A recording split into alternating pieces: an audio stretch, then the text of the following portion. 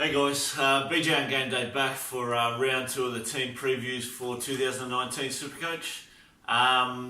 Just before I get onto the two teams, just a quick shout out to the guys who commented on last week's video. Thanks very much for your advice. Obviously, Brent and I will be trying to do what we can to get the videos back together. So that's Skype suggestion and a few other things there as well. We'll explore those, see what we can come up with. What I'm hoping to do is actually have a video between me and Brent for our team previews for the season. So what I will probably do is run through each of the NRL teams, and then when we actually do up our Supercoach teams for round one, that's probably the first video we'll do together. So keep an eye out for that one, guys, and hopefully we can get something set up by then. For now, tonight will be the Cowboys and the Rabbitohs. We'll just run through those two teams. Two teams that'll probably... Well, one definitely in the Rabbitohs that will contest for the premiership.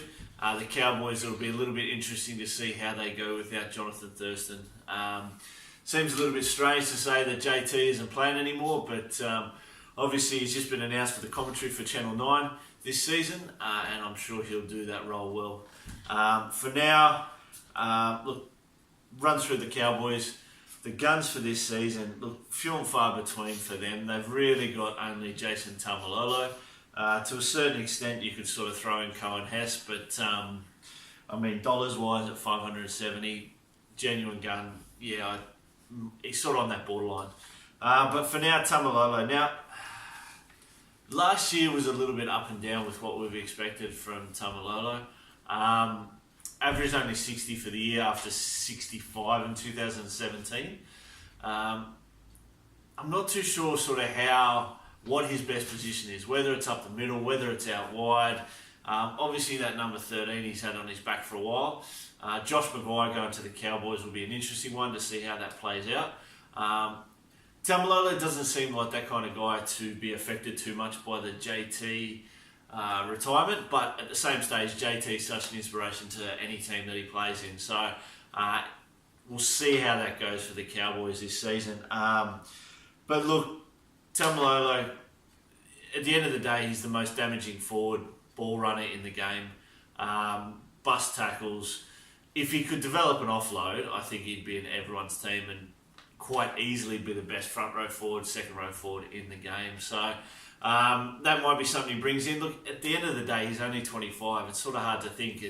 It seems like he's been in this game for many, many years, but 25 years old, he's still, probably going to reach his pinnacle in the next couple of years.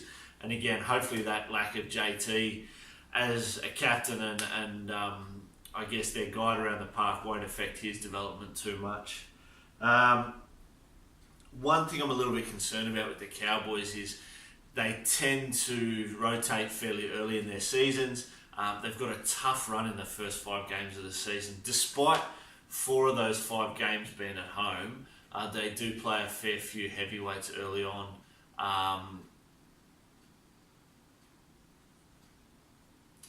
Sorry about that. They do play a fair few heavyweights early on, so maybe something to look at, whether those home games can help them with that, and whether they actually settle without JT. I mentioned earlier Cohen Hess. Look, Cohen Hess, big doubts around what he's going to produce this season. Again, JT missing goes a lot of that, but JT obviously tends to play towards the left side, and Michael Morgan and that 5'8" was always, whether it was Michael Morgan or Tamari Martin, tend to be a right side player in that Cohen Hess mould. So hopefully it won't affect him too much. What I'm disappointed in is 2017 he had a massive breakout season. Really a lot of talk about how good this guy was going to be, and then 2018 just didn't improve. Really didn't sort of step up any more than he was in 17. Similar figures, similar averages, and sort of a ton game here or there, but just really didn't get his sort of name in talk. And I mean, obviously it's North Queensland, so they're well away from Sydney, well away from most other teams, but just seemed that he wasn't talked about too much. One thing that's going to be tough is how do they fit all the guys in their forward pack. With the addition of Josh Maguire from the Broncos, the fact that you've got Gavin Cooper on the left edge, whether obviously Gavin's getting a little bit older, Jason Taumalolo, Josh Maguire, Cohen Hess. How do those 4 guys fit into 3 spots? Now, it seems like Matt Scott and Jordan McLean would be the front row pairing. That seems to be a given.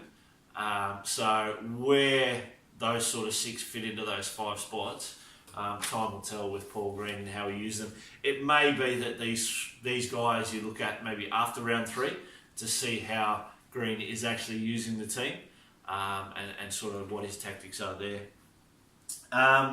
Jumping on to the mid-ranges, look, Michael Morgan's probably one of the biggest questions of the season. I've already mentioned it a few times. JT gone, Michael Morgan, can he step up and be that captain around the park? Can he guide this team and be the dominant force? Tamaro Martin outside him, whether it's Tamaro or whether it's Jake Clifford, time will tell.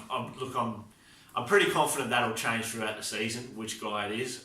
They're 2 blokes who are trying to establish themselves in first grade, and which one is his partner, I think, will change a few times during the year. So, but Morgan himself, coming off that bicep injury, hopefully he can recover from that in the off-season and bounce back with a big performance this year. Plenty of people looking at him because he's 409k.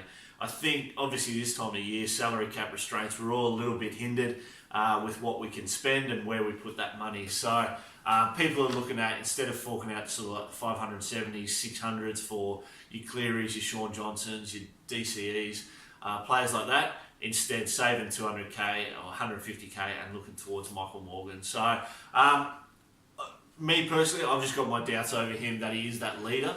I just think he lacks that brilliance from a pivot, from a running half. I think they're going to get a little bit lost, the Cowboys. I think if their forwards can perform, which they do have the forward pack to do it, obviously that'll give him a little bit more freedom to act behind them. But Matt Scott's not getting any younger. Jordan McLean can be inconsistent. If you find the right forward pack to dominate those, I think Michael Morgan's just going to completely disappear in a game. So I guess we'll just have to wait and see for that one. The other one is Jake Granville. Now, probably a little bit of a pod here. Jake's shown in the past that he can really step up and not just from a football point of view, but from a Supercoach point of view. So at 414k, look, it looks like he's probably going to get 80 minutes. Whether they trial Johnny Asada in half or Maguire at hooker, it really doesn't seem like they've got that strong second string hooker position. Now, I know last year obviously Ben Hampton came on, but it looks like Hampton's pretty much sealed up that spot, whether it be fullback or whether it be in the centres. So I reckon, Jakey might be actually a chance. Obviously, a lot of people looking at Damien Cook being too expensive at that over 700,000. So maybe Jake Granville is an option at that 400k. Very, very similar mould to Damien Cook. Loves to run the ball, loves to hit those lines. Midfield line breaks. You just see Damien Cook sort of 50, 40 metres out, maybe even in his own half, make those breaks. And that's another thing that Jake Granville's great at. Great speed. First 10 or 15 metres, just perfect speed off the line. So if he can bring that form that we've seen over the years and maybe be a little bit more consistent, one to watch out for. Definitely needs to stay healthy. Jake, last couple of seasons, has spent a few weeks on the sideline, so if they can get a good 22, 23 rounds out of him and get that consistency under his belt, it could be one to watch. One thing I wanted to talk about the Cowboys is their centre wings are stacked with guys who need to step up. You don't really have any superstars there, but there's plenty of guys who can do the job. Now, listed down here, Jordan Carr, who they've just obviously brought from the Broncos. In the off-season, they also got Tom Opposich. You got Anare Tuala, Gideon Gilla-Mosby, Ben Hampton, Kyle Felt, Nene McDonald, Justin O'Neill, Jarvid Bowen. Like, all of these guys could, if they step up, find themselves as consistent, always there centre wingers in the game. From a Supercoach point of view, it sort of makes it a little bit hard because all these guys are priced between about 220 to 350,000. with the exception of probably Nene McDonald. I think he's about 450. But which of these guys do you go? Is it an option to take them and hope they get game time? Again, come Team List Tuesday, we're going to find out a little bit more from Paul Green and his approach to the side. And again, it might be one we look through 3 rounds where the injuries play a part and or form sees guys drop out early and come in. So just keep an eye out for that one. They've got 1, 2, 3, 4, 5, 6, 7, 8, 9 guys that I count filling up 5 spots. So just one to watch. A pod for the Cowboys, I reckon, is their number 6 in Tamare Martin. Now, obviously, certain troubles saw him leave Penrith, and with their troubles lately, it seems like a good idea. No doubt he's got a couple of videos with Marin's missus. But look, he's up in the Cowboys now. Slowly worked his way into the team. Obviously, with JT there and Michael Morgan, he was never going to find himself a starting role. Jakey Clifford's come along and given him a little bit of a worry as well. But I really think Tamare Martin can step up this season and cement himself as the number 6. I said a little bit earlier, I think him and Clifford will switch positions a couple of times. And that's purely because they haven't shown that consistency yet at an NRL level. But I think out of the two, I think the more chance is for Tamare Martin. If Michael Morgan's going to play that captaincy role and that leadership role, Tamare Martin just might be the X factor they need outside him. So definitely one to watch there. And again, only 23 years old, so plenty of growth in him. There's a lot of talk around cheapies for the half positions. Dylan Brown from the Eels, Harris Tavita and Adam Kieran over the Warriors are battling for that spot alongside Blake Green. If you want to move away from them, it is an extra 100k you've got to spend, but Tamare at 280 grand could be a good option. So that's it for the Cowboys. Look, I think they're going to struggle this season without JT, purely from a directional point of view. But I think come round maybe 7 or 8, they'll start to put it together. As I say, they've got a tough run early. I think I'll regret that 4 of those games are at home because I think they're going to lose most of those. But middle of the season, towards the end of the season, I reckon we'll see the Cowboys start to roll on and Paul Green will get them going well. Over the Rabbitohs. Now, obviously the gun of Supercoach last year, Damien Cook. Some big questions around his pricing. I'm sort of looking at Cook. My first draft size that I had, I didn't have him in there. I thought, no, too expensive. Look around him, spend the money elsewhere. I thought about Josh Hodgson and maybe even Cameron Smith, Hodgson and Cameron Smith in that combination. But what I have actually gone with, I've got Damien Cook in my side now. The way I'm looking at it is whether he drops from that 720,000 down to 600. I imagine with how good this guy is and how good he played last season that he is just going to get better as the season goes on. So yes, you could risk that he drops to, let's say, 600,000 in the first 4 or 5 rounds. But my worry is that after 5 or 6 rounds, where do I get the 600,000 to purchase him from? So I'm going to start with him. I'm going to start with him and I'm going to have Joshy Hodgson as my reserve. I'm going to stack the hooking role. I'm going to go away from Cam Smith for now. Stack the hooking role and go with those 2 guys. Look, Cook, I've just gone back and forth. Everything I see with this guy, I just love. Now, I am a little bit worried about the Wayne Bennett factor. Wayne's always got such a concentration on defence for his team. So, look, if Cookie can keep those dummy half scoots and those line breaks coming and everything like that, I really think he's the one to be on. Look, even if he doesn't match the 77 average that he had last season, if that drops 10 points, if that drops 10, 12 points down to 65, he's still going to be the number 1 hooker in the game. So that's the way I look at it, and I'd rather have that number 1 hooker from the start than have to wait longer in the season to get him in.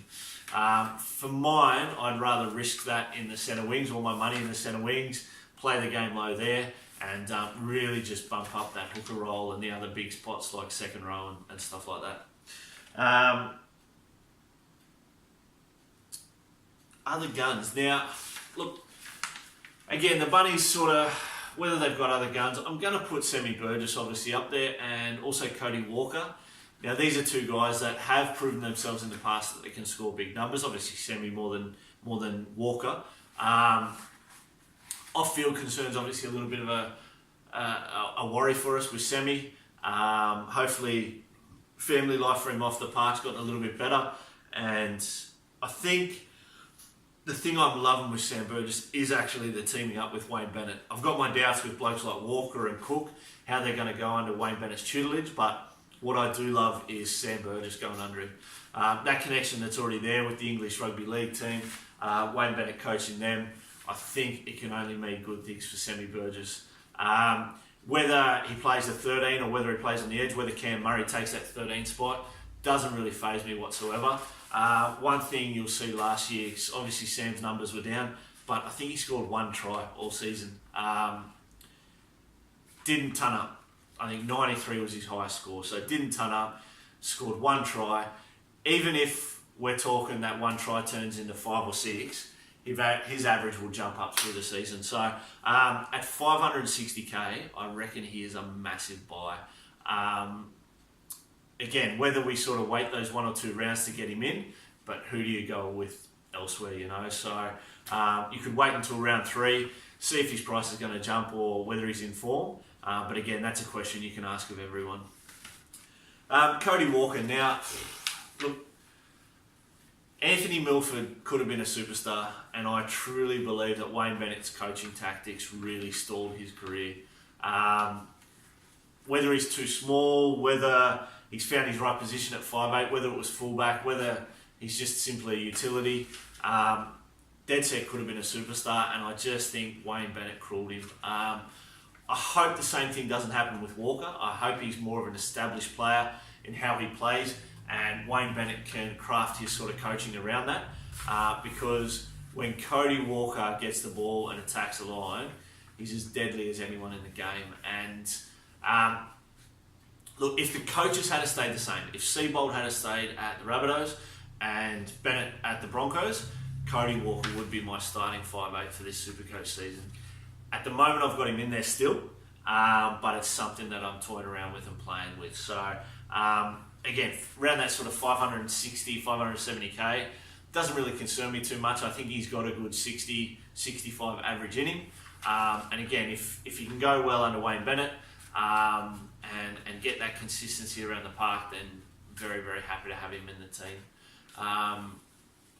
Big thing for South, I think, is obviously Adam Reynolds staying on the park. Now, moving to the guys who are the mid-ranges, you know, your Alex Johnsons, GIs, Adam Reynolds. These are guys that are brilliant, but they're all quite injury-prone. GI, obviously, there's well documented his struggles before this season with being able to run and weight and things like that. Adam Reynolds, just a history of being Mr. Glass, you know, always breaking down. Hopefully he can get that sorted, because if he can stay on the park, Cody Walker's just going to get better. Bit of a down season last year with his goal kicking and stuff, so he's got a few things to bounce back with Adam Reynolds, but might be one to watch out for as well. But I just think he makes Cody Walker better when he's there consistently. One big one everyone's talking about is Cam Murray. Look, he's the type of player that Wayne Bennett loves. Wayne Bennett loves those, you know, David Staggs. He loves those workhorses that just defend and defend and defend. And this is what Murray's done. And we've seen, for the size of the guy, he absolutely hits like crazy. His workload is sensational, but he's also got a bit of attack in him, and he can find the try line. So, look, can't really fault anyone for looking at this guy. I brought him in late last season, about probably 8 or 10 rounds to go, just as a bit of coverage for a few players, because when he gets minutes on the park, he scores well. He scores, I think, out of 25 games last season, he scored over 1 point per minute, like 14 times or something like that. So, really, really good numbers when he gets on the park. Now, didn't play a single 80-minute game last season. I think Wayne Bennett's going to turn him into that. I know Wayne loves to rotate his bench with his forwards, but Cam Murray just seems like the kind of player that can play 80, and that Wayne will get that out of him. So, watch this space for him. I think people should probably start with him. I don't think he's one to wait till round 3. I reckon just get him in there, because I think he'll go big early. and I think he'll just build on that. So, get Cam Murray in there. I think the ownership level is going to be pretty high. He's not going to be much of a pod, but I think he's just going to be one of those keys that jumps up and makes you money. And could be a keeper, could be a keeper. Whether we trade up to someone else, whether you can't fit Gerbo and Angus Crichton and all those guys in there and then you upgrade him to them, just time will tell. Look, obviously the cheapies. Everyone's talking about Corey Allen, the winger, has followed Wayne Bennett down from the Broncos, played fullback in the Prime Minister's 11, Australian Schoolboys fullback last season, scored 3 tries in the trial, scored in the Prime Minister's 11 game. If he can, job security is obviously the question. If he can get that spot, Campbell Graham's pretty good on the other wing. I don't think he's going to move him anywhere. I think Braden Burns might be the one to drop out if Corey Allen's to keep his spot. So if he can keep his spot, definitely you got to have him. I think I'm just going to start with him anyway. He's 168k cheapie. We're all going to need some of them. Your Bronson Xerries, your Morgan Harpers, your Albert Hopoatis. We're all hoping they get named for Team List Tuesday. This guy seems the most likely out of a lot of them. So I think he's just one you've got to have and go from there. So from a pod point of view, look, I can't really find any in South. You've got Damien Cook. Damien Cook's probably the pod because ownership levels are going to be pretty low with his price. He's probably going to be around 15%. He should be 50 or 60, but at this time of the season, 726k, it's a lot to spend. So maybe you get him early and maybe in the first 6 weeks he fires. Other than the Roosters in round 1, Souths have got a fairly okay run. So maybe round 1 just sees a clunky Roosters outfit and maybe Cook can go up the centre and rip a few blokes around, and obviously Angus Crichton's gone. Who knows? So, but that's it for this week, guys. We'll bring another couple of teams to you in a couple of days. Just trying to get everyone done before the end of the season. As I said, Brett and I will try and get our team previews for Supercoach this season done. We'll try and organise a Skype thing, and we'll catch you all next week.